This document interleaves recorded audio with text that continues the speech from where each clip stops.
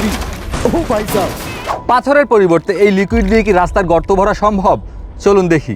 এটা কোনো সাধারণ লিকুইড না, এটা একটা স্পেশাল লিকুইড, যেটা শুধু লিকুইড না, একই সাথে সলিডও। সলিড আবার লিকুইডও। হ্যাঁ, কর্ন স্টার্চের সাথে হালকা পানি মেশালেই তৈরি হয়ে যাবে সেই স্পেশাল লিকুইড, যার নাম উবলেক।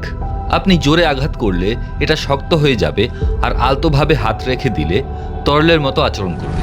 তো এই যে রাস্তার মাঝে গর্তটুকু দেখতে পাচ্ছেন, সেটাকে উবলেক দিয়ে ভরে ফেলবো এবং চেক করব এর উপর থেকে বাইক গেলে কোনো প্রকার ঝাঁকুনি ফিল হয় কিনা।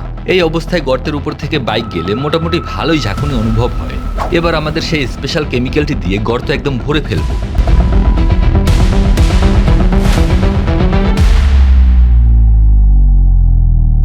গর্ত ভরা শেষ। কি মনে হয় আপনাদের, বাইকটি কোনো প্রকার ঝামেলা ছাড়াই এর উপর থেকে যেতে পারবে?